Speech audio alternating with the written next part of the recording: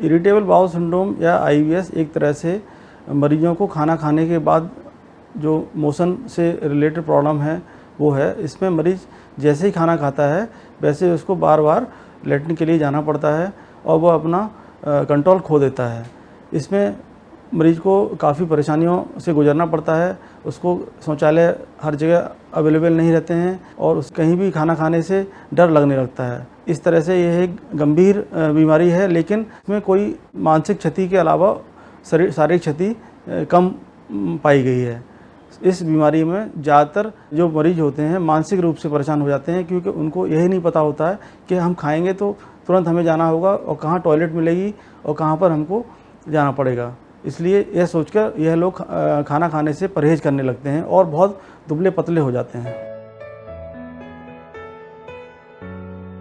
IBS का कारण मुख्यतः हमारी जो दिनचर्या है वो है, और तनाव से गुजर रहा है हर एक इंसान। खाना खाने के लिए उसे सोचना पड़ता है कि हमें 2 वक्त का खाना मिलेगा कि नहीं मिलेगा, या फिर जो उसके रोज़गार से संबंधित समस्याएं हैं, परेशानियां हैं, घरेलू समस्याएं हैं। इससे क्या होता है कि धीमे धीमे तनाव इकट्ठा होता रहता है दिमाग में, और धीमे धीमे मानसिक रूप से यह एक स्ट्रेस इंड्यूस बीमारी है, और इसके वजह से यह बीमारी ज़्यादा आजकल हमारे समाज में देखी गई है। मरीज जब खाना खाता है तो उसको तुरंत बाथरूम या लैट्रिन जाना पड़ता है। उसको वो अपने इच्छाओं को रोक नहीं पाता है, उसको तुरंत ही कहीं आसपास जाने की इच्छा होती है अंदर से। जबकि आंतों में इतनी कोई गंभीर बीमारी नहीं होती, फिर भी ये मानसिक रूप से एक गंभीर बीमारी है। इसमें मरीज को काउंसलिंग की ज़रूरत होती है, साइकियाट्रिस्ट की ज़रूरत होती है, और दवाइयों से हम इसको थोड़ा थोड़ा कंट्रोल कर सकते हैं। आईबीएस का इलाज मुख्यतः से मरीज को मनोचिकित्सक लोगों की काउंसलिंग द्वारा किया जाता है। कुछ सपोर्टिव जो दवाइयां हैं वो भी दी जाती हैं, जैसे कि लैट्रिन को जो फ्लो है उसको कम करने के लिए उसको जो स्टूल रिटेंशन के लिए ड्रग्स दी जाती हैं, जैसे लोपुरामाइड एक ड्रग है वो दी जाती है। प्लस जो उसको तली भुनी चीज़ें खाने के लिए मना किया जाता है, और उसको बोला जाता है कि आप जितना सादा सिंपल खाना खा सकते हैं उतना खाइए।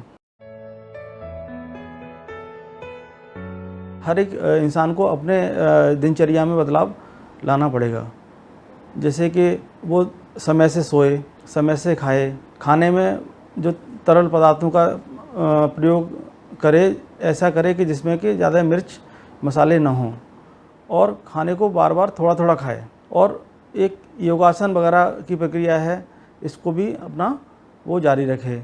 योगा करने से जो उसकी दिनचर्या में जो उसके स्ट्रेस लेवल है, उसके स्ट्रेस हार्मोन हैं, ये कम होंगे। उसको अपनी दिनचर्या में रोज़ जॉगिंग करना, टहलना इत्यादि शामिल करना चाहिए। अगर इन सब चीज़ों से आराम नहीं मिल रहा है उसकी दिनचर्या में बदलाव लाने से, तो उसको पर्सनल जो ग्रुप्स होते हैं, जो सपोर्टिंग मेंटल सपोर्टिंग ग्रुप होते हैं, जो बहुत सारे आजकल जो मनोचिकित्सक हैं चला रहे हैं, उसको ज्वाइन करना चाहिए। और उसमें वो लोग काउंसलिंग सेशन लेते हैं, इनको किस वजह से प्रॉब्लम हो रही है उस पर काउंसलिंग की जाती है। मनोचिकित्सक इनको डिटेल में काउंसलिंग करके इनकी सारी प्रॉब्लम को सॉल्व करते हैं। धीमे धीमे ये जब मनोचिकित्सक के अंतर्गत अपनी चीज़ों को बदलाव लाते हैं तो इनकी इरिटेबल बाउल सिंड्रोम का जो है दिक्कतें थोड़ी सी कम होने लगती हैं। लेकिन फिर भी अगर मनोचिकित्सक की बार बार काउंसलिंग होने के बावजूद भी इनको नहीं आराम मिल रहा है, तो फिर इनको गैस्ट्रो फिजिशियन के अंडर में हम लोग ट्रांसफ़र करते हैं। गैस्ट्रो फिजिशियन इनका प्रॉपर्ली इनको पूरा ब्लड एग्जामिनेशन सारे करके, जैसे सीबीसी है, एलएफटी, लिवर फंक्शन टेस्ट है, कंप्लीट ब्लड काउंट है, किडनी फंक्शन टेस्ट है, इलेक्ट्रोलाइट्स हैं, सोडियम, कैल्शियम, ये सारा वर्कअप करते हैं। और कुछ मेटाबॉलिक प्रोफाइल भी कराई जाती है, जैसे थायराइड प्रोफाइल है, ये आपके यूरिक एसिड हैं, कराते हैं। अगर उनको कुछ लगता है तो स्टूल इत्यादि की जो स्टूल की जांच कराई जाती है, उसमें कुछ और तो नहीं है, किसी इरिटेबल बाउल सिंड्रोम किसी और वजह से तो प्रेजेंट नहीं कर रहा है, तो वो इसको गहन अध्ययन करते हैं। ऑटो इम्यून एंटीबॉडी भी टेस्ट की जाती हैं, जिससे रूल आउट किया जाता है कि कोई और ऑटो इम्यून प्रॉब्लम तो नहीं है जो आईबीएस की तरह प्रेजेंट कर रही है। गैस्ट्रो फिजिशियन जब ये जान लेते हैं टेस्टों के द्वारा कि IBS का कोई और कारण नहीं है, तो अपनी जो IBS को के अदर कॉजेज को रूल आउट करने के लिए एक एंडोस्कोपी भी करते हैं। एंडोस्कोपी 2 तरह से होती है। एक अपर GI एंडोस्कोपी, मतलब ऊपर से ट्यूब डालकर जो ऊपर वाली आंत है इसकी जांच करना। एक होती है लोअर GI एंडोस्कोपी, उसमें नीचे से ट्यूब डालकर नीचे की आंतों की जांच कराई जाती है। फिर जांच करने के बाद पूरी आंतों का अध्ययन किया जाता है। आंतों में जगह जगह से थोड़ा थोड़ा मटेरियल लेकर उसको जांच के लिए हिस्टोपैथोलॉजी या जो माइक्रोस्कोपी जांच के लिए भेजा जाता है। उसमें IBS किन्हीं और अन्य कारणों से तो नहीं है, ये रूल आउट किया जाता है कि ये IBS के अलावा कुछ और तो नहीं है जो IBS की तरह प्रेजेंट कर रहा है। जैसे कि बहुत सारी बीमारियां होती हैं, जैसे अल्सरेटिव कोलाइटिस है, आपका क्रोन्स डिसीज है, ये अमीबिक कोलाइटिस है। ये बीमारियां जो है इरिटेबल बाउल सिंड्रोम से थोड़ा सा मैच करते हुए प्रेजेंट करती हैं। तो इन सब बीमारियों को थोड़ा सा रूल आउट कराया जाता है। अगर गैस्ट्रोफिजिशियन को भी पूरा जांच करने के बाद पता चलता है कि नहीं भाई, इसमें हिस्टोपैथोलॉजिकल जांचों में कुछ नहीं आया है, सारे मेटाबॉलिक प्रोफाइल नॉर्मल है और इसकी आंतों में कुछ और दिखाई नहीं दिया उनको जांच करने के पश्चात, तो फिर दोबारा वो लोग मनोचिकित्सक या फिजिशियन के अंडर में उसको भेज देते हैं। फिजिशियन और मनोचिकित्सक मिलकर इन मरीजों का लंबा इलाज करते हैं। मनोचिकित्सक इनको काउंसलिंग देते हैं, जिससे कि काउंसलिंग सेशन में क्या होता है कि ब्रेन रिलैक्सेशन थेरेपी होती है। ब्रेन रिलैक्सेशन जिससे कि मरीजों को टेंशन थोड़ी कम हो, उनको दिनचर्या थोड़ी अच्छी हो जाए और इधर उधर की जो चीज़ें दिमाग में सोचते रहते हैं उसके लिए मनोचिकित्सक अपने मनोचिकित्सा करते हैं। दवाइयों का भी इस्तेमाल करते हैं मनोचिकित्सक।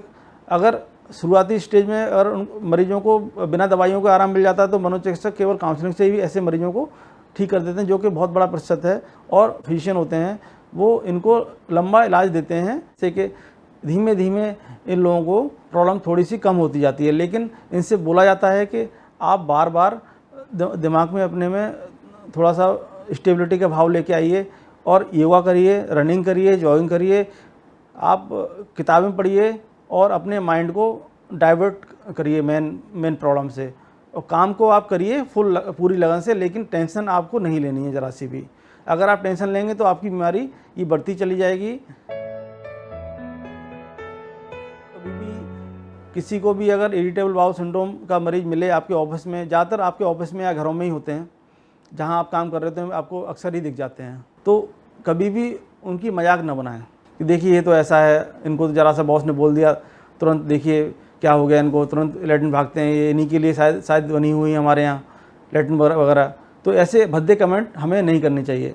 हमें हमेशा उन लोगों को जो है सपोर्ट करना चाहिए और एज ए फ्रेंड उनको नियर बाई फिजिशियन से पहले आपको मुलाकात करानी है ले जाके। अगर टाइम मिले तो आप साथ में जाइए, नहीं तो उसके घर परिवार में जाके उनके लोगों से बोलिए कि इनको केवल एक बार दिखा लीजिए, ये ठीक हो जाएंगे। ऐसी कोई इनको गंभीर बीमारी नहीं है, ये बहुत सारे लोगों को होती है, इसमें डरने वाली बात नहीं है। लेकिन आप इनको दिखाएंगे तो ये इनकी जो प्रॉब्लम है ये थोड़ी सी कम हो जाएगी और ये धीमे धीमे करके और लोगों की तरह नॉर्मल ज़िंदगी व्यतीत करने लगेंगे।